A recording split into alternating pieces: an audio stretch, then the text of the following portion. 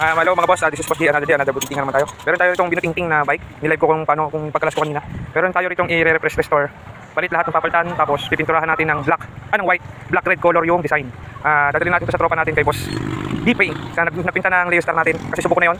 Magsasampung taon na, bago pa rin yung pintura ng motor ko. Kaya doon natin ito dadalhin para satisfied si ma'am pag nakuha niya to. Bali puti ulit yan, lining ng pula tsaka red, pula tsaka black. Bala na si Boss Bal sa diskarte kung paano gagawin. Alright, tingnan natin sa susunod na kabanata. Next week, okay na to. After 1 week, diniliver na sa atin yung bike na pinapagawa kay Boss D-Paint. Shoutout sa'yo, parang Bal. Alam niya, huwag masyadong galingan. Baka hindi kita mapantayan. Maraming salamat. Smooth na smooth. Ngayon, ang gagawin natin, ikakabit natin yung mga pyesa. Ito yung mga pyesa niya. Halos lahat ng pyesa sira na, katulad nito. Yung combo shifter niya, wala na, papalitan na natin yan. Tapos yung kabila, sira na rin. Hindi combo shifter yan, papalitan. Cable niyan, cable hose, palitan na rin para smooth ang cambio. Ito, tatanong natin kayo mga kung papalitan pero lilinisin ko na lang muna. Tapos ito, kanyang changer sa PFD. Pwede pa naman to. Lalagyan ko na lang ng grasa or langis. Tapos itong crank niya, pwede pa to. Wala pang problema rito. Ito pa rin ang kakabit natin. Yung kanyang crank pre-buy. Tapos ito, kakabit din natin dyan kasi bagay naman. Tapos ito, palit na bottom bracket niya. Size niya ay 68mm, 122. Pwede dito 124 or 122 hanap tayo. Meron tayo rito 122. Tapos kadena, palit na rin. Mga preno, pwede pa to. Tingnan lang natin kung maganda pa yung kanyang tawag dito pads. Pero maganda pa yung pads na palit. Tapos yun, kakabit natin yung mga kakabit ito, pwede pa to. Lilinisin lang natin para okay na. Yan, tapos itong headset niya, palitan na yung headset kasi durog niya. Nakakabit lang yan kasi pininturahan. Alright, assemble natin yung mga papalitan natin pyesa. Meron tayong bottom bracket. Una kakabit natin bottom bracket. 122. Hanggang natin 0.5. Tapos si 8 speed, 7 to 8 speed na kadena. Tapos brake set cable. Yan, magandang klase na ito. Flat wire. Pati hose housing. Tapos yung mga nipples niya. Tapos pang headset niya. Tapos ito yung combo shifter niya na 7 speed. Shimano kakabit natin 3x7 speed. Yan. Umpisa na natin ang pag-assemble. Operation is now on time.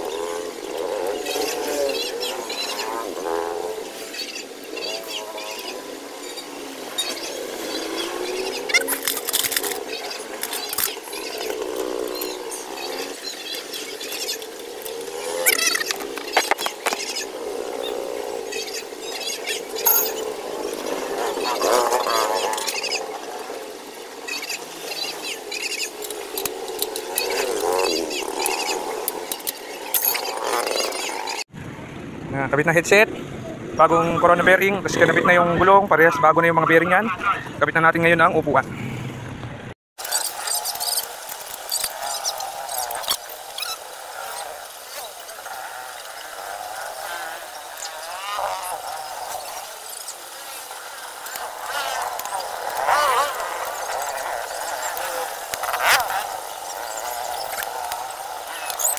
Ito na siya. Ngayon, kakabitan na natin siya ng combo shifter. Ano siya? Tahimik na. Kabit natin yung RD, FD, preno. Tapos, yun na. Assemble na to.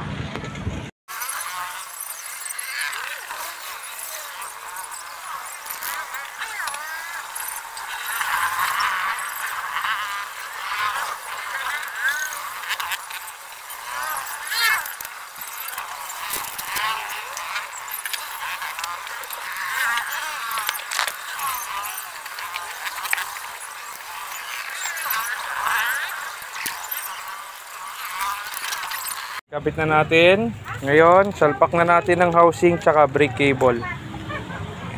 Kapit muna natin yung kanilang caliper tas saka cable. Alright. Hindi ko na mabidyo. Full storage na si Boss J. Cable sa preno. Alright. Kapit na natin yung caliper. Kapit natin yung cable tsaka yung hose. Ito yung hose. Ngayon, ganitong kahaba yan. Bali, puputol-putulin natin yan. Papunta dito. Sumunod. Simula rito, papunta doon. Tapos yung sa preno naman, sa unahan, dito, sa rekta. Tapos yung mga kambyo naman, dyan, putol-putol din. Preno muna tayo. Yan, nakabit natin ang preno. Okay na ang preno. Smooth na. Putol dito. Duksong doon. Kapit naman natin tong shifter cable hose. Putulan natin ang bawat isa na cable hose, cable housing. Yan. Nilagyan na rin natin ng mga grasa yung mga wire nya. Yan. Kompleto na. Kakabit naman natin tong kadena. Ayan na, functionable na yung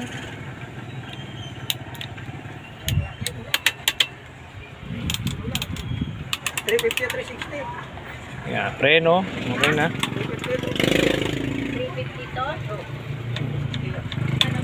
Alright, malapit na. 90% na. Yan.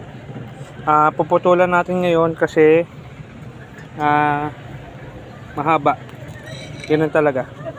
Puputulan natin ngayon kasi mahaba siya. Ayun. Putulan natin ng ilang pairs.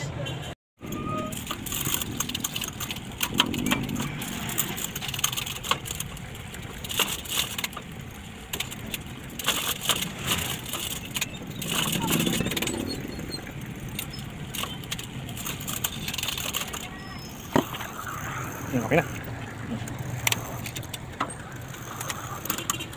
Smooth shifting na siya.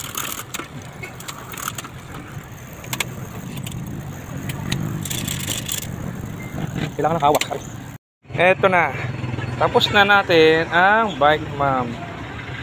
Yan ang detalye. Susunod naman siguro papalitan ni ma'am wheel set. Ito wheel set.